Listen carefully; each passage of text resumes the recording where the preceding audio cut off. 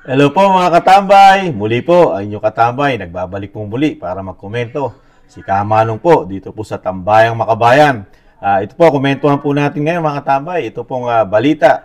Dahil dito po, naganap po sa balita ang sinasabing yung mga supporters o mga Duterte supporters o makabayang vloggers, meron na pong nilabas ang korte na subpoena mga katambay dito sa kaso na, na inahin ng dating senador na ngayon talagang sinasabing kahul daw ng kahul di umano at nagsampa po ng cyber libel po na kaso dito po sa isang vlogger po na sikat na po at isang supporters po ng mga Duterte at ang isa pong magaling na attorney na naging secretary po nung nakarang administrasyon, si Attorney Harry Roque mga katambay. Pakinggan po natin ang balita sa ABS-CBN mga katambay at komentuhan po natin. Ito po. Naglabas na ng subpoena ang Quezon City Prosecutor's Office laban kina dating presidential spokesperson Harry Roque at vlogger na si Banat Bay. Kaugnay po ito ng kasong libel at cyber libel na isinampa ni dating Senador Antonio Trillanes IV laban sa kanila dahil umano sa patuloy na pag-atake sa kanya online at pagpapakalat nila umano ng maling akusasyon. Kabilang dito ang paratang na ibinenta umano niya ang Scarborough Shoal sa China sa pamamagitan ng back channel talks noong 2012. Pinagbintangan din nila si Trillanes umano na nagbayad sa isang peking testigo laban kay dating Pangulong Rodrigo Duterte. Ayon kay Roque, maghahain sila ng mga counter-affidavit at kontra-demanda laban kay Trillanes. Wala pang inilalabas na pahayag si Banat Bay. Yan po mga katambay, ang talagang laman ng balita noong nakarang araw po. Ang paglabas po na subpoena dito po sa hinaing kaso po ng dating napakagaling na senador na talagang cyber libel po.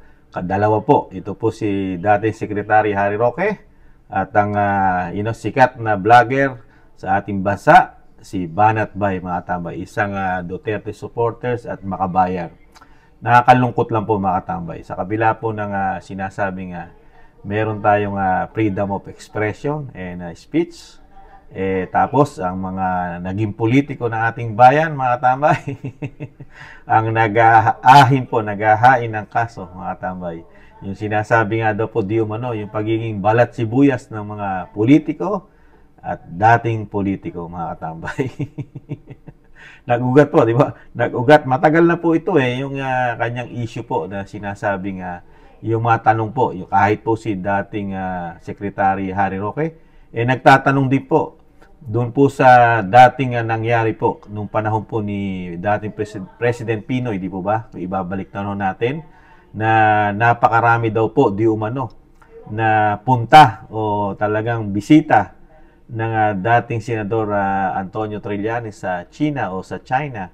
At nung mga panahon na yun talagang agresibo po ang ating sinasabing mga teritoryo na nagkakaproblema po nung panahon ni Pinoy, di po ba? Na napasok po ang ating mga ilang isla na nakubkob o nakuha ng di umano ng China.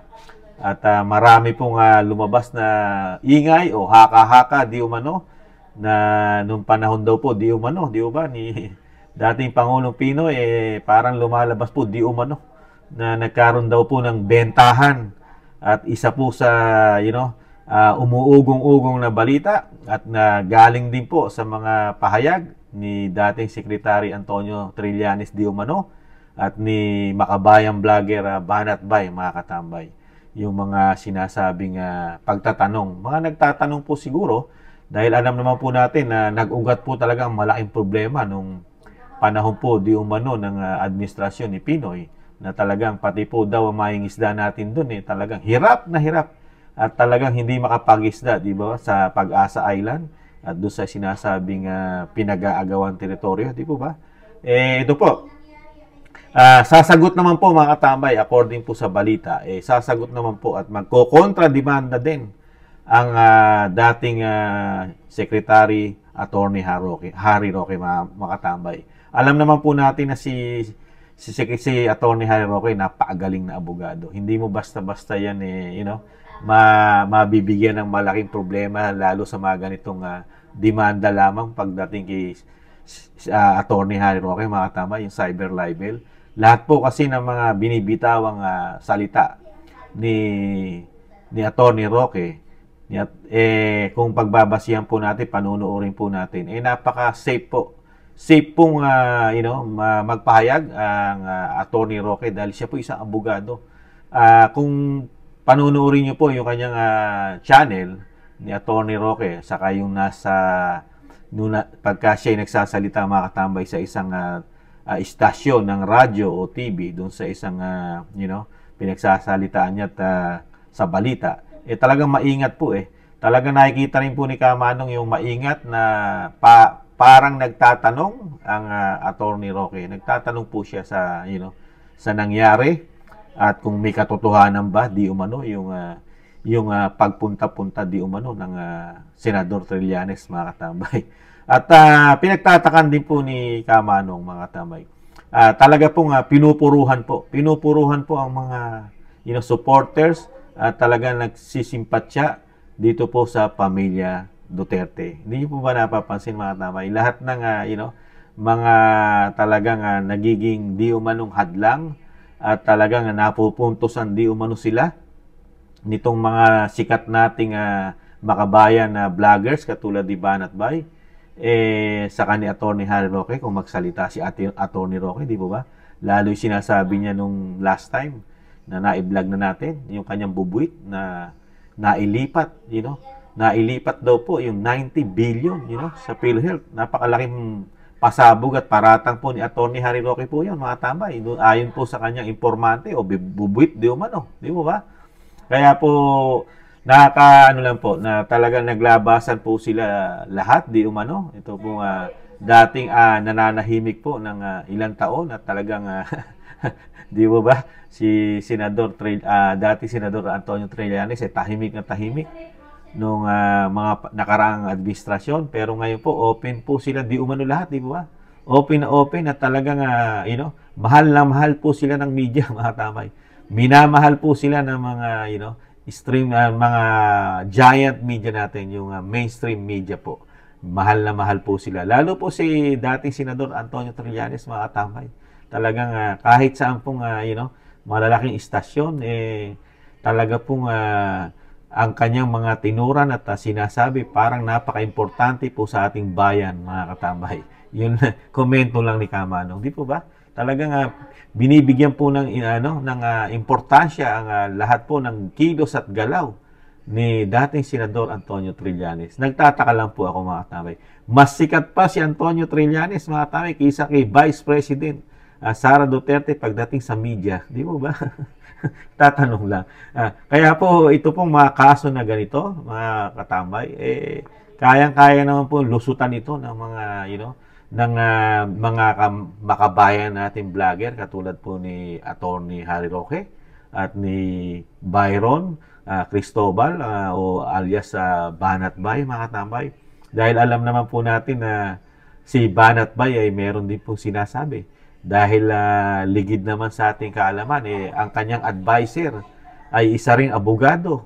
Ang kanyang ama ay magaling na abogado rin po, mga katambay. Ang pagkakaalam ni Kamanong, ang tatay ni Banat Bay isang magaling na abogado, mga katambay. Kaya po, ito pong sinampang kaso po ni Senador Antonio Trillanes sa tingin ni Kamanong, komento ni Kamanong, wala rin pong patutunguhan, mga katambay. Nagagamit lang po ito di umano dahil po malapit na po ang halalan, mga katambay. Dahil alam naman natin na ito po sa tingin ni Kamanong, mayroon po itong intensyon o layunin dahil nagagamit po di umano ang popularidad lalo po sa media na lagi po nakikita sa media at natatandaan di umano ng mga tao ang isang kakandidato di umano, di ba? Kung ikaw ay lagi na lang nakikita sa telebisyon na napakarami mong problema sa mga kapwa mo Pilipino, sa dating nakaupong administrasyon, lalo kay Pangulong Duterte, di ba? Dating Pangulo. Nagtataka lang po ako, mga tambay. Bakit po pagka si dating Senador Trillanes ang nagbibintang po, di ba? At talagang maraming paratang di umano na sa mga pamilya Duterte. Pero, never nagsampa ng kaso ang dating Pangulong Duterte, di ba? ibang tao po ang nagkakaso sa kanya. Pero si dating Pangulong Duterte, kahit na kung ano-ano ang sinasabi niya, kesyo, di ba, nakaraan, di umano, yung ICC, naglabas na raw po ng warrant of arrest, at naglabas din, di umano, si dating Senador Antonio Trillanes na huhulihin na po ang dating presidente, di ba? Yung bang napakarami rin pong mga haka-haka at parang marites lamang na nagpapahayag, di po ba? At yung nakaraan din po, napahayag po ni dating Senador Antonio Trillanes, yung sa mga kasundaluhan at kapulisan natin na magkakaroon po ng pag-aklas at laban po sa Pangulong Marcos Jr., di ba? Pero hindi rin po nangyari yun at wala rin pong katotohanan po yun, mga tambay, di po ba? Pero wala pong nagsasampa ng kaso dito po sa dating Senador Antonio Trillanes, kahit po sa dami po niya na paratang at bintang sa pamilya Duterte. Pero po, pagdating po sa kay dating Senador Antonio Trillanes, balat sibuyas po. Antimano po, nakasampa na ang kaso agad. Kaya po, kung titingnan po natin, paano po kung makabalik pa ito, no? Makabalik pa mga katambay sa pwesto, di lalo po magiging matindi ang pagiging di umanong balat sibuyas nito dahil magkakaroon na naman siya ng power sa pamahalaan. Di talagang hindi mo na makakanti ito mga katambay dahil sanay na gamitin ang sinasabing yung hustisya na sinasabing puro demanda ang gagawin, mga katambay. Samantalang naging lingkod bayan ng ating bansa itong dating senador. Pero kung gumamit po ng pagiging sinasabi na nga po ni Congressman Paulo Duterte, di ba, sa Kongreso, ang mga politiko o kahit dating politiko, kailangan hindi balat sibuyas, di po ba? Pero sa nakikita po natin, yung mga dating senador, katulad po ng mga nakaraan, ang nagsampa rin po ng cyber libel ay dating senador din po, di ba? Na putok din po sa balita. Si dating senador Kiko Pangilinan, meron din po nga vlogger na sinampahan po ng cyber libel. At ito po, ngayon naman po, si dating senador Antonio Trillanes at dalawa pa yung kanyang sinampahan ng cyber libel. Si Atty. Harry Roque at si Banat Bay, mga katamay. Ganito na po ang nangyayari sa ating bansa, mga katamay, di po ba? Talagang lahat po, talagang napakahirap pong magsalita di umano sa ating demokrasya sa panahon po ngayon ng administrasyon po ni Pangulong Marcos. Talagang napakadali pong magkaroon ng problema, magsalita ka, questionin mo sila at magtanong ka kung ano nangyayari sa gobyerno dahil karapatan natin magkaroon ng pagtatanong at komento kung ano ang nangyayari dahil ito po'y demokrasyang bansa ang ating Pilipinas, di ba? Meron po tayong kalayaang magsalita at magpahayag ng nakikita natin sa ating gobyerno, di ba? Pero sa kabila nun, ngayon, talagang magsalita ka at yung pagsasalita mo medyo sinasabing mapupuntos ka, pwede kang idemanda at sasabihin merong ground na pwede kang kasuhan, ora mismo ginagawa nila, mga katamay. Talagang parang gustong manahimik po tayo, mga katamay. Parang gustong busalan tayo di umano nila. Talagang hiwala na tayong dapat pansinin at questionin sa kanila. Talagang sa lahat ng gagawin nila magbubulag-bulagan na lang po yata tayo, mga tambay. Yun po yata ang gusto nilang mangyari sa ating mga Pilipino. Maging bulag at bingi sa mga nangyayari po sa ating bansa. Lalo po sa kahirapan, sa nagtataas ang bilihin. Ano po sa tingin niyo, mga katambay? Pinapatulan po ng media ang dating Senador Antonio Trillanes. Ano po ang komento niyo, mga katambay? Muli po, si Katambay Manong po, at isa rin pong maliit na channel na vlogger, at darating din ang panahon, baka, di umano, masampahan din po ng kaso ni dating Senador Antonio Trillanes, mga katambay. Muli po, si Katambay Manong, nagte-thank you po sa lahat po na gusto ng ating maliit na channel at nagsusubscribe po. Thank you po, mga katambay. Muli po, paalam, bye-bye, ingatan nawa.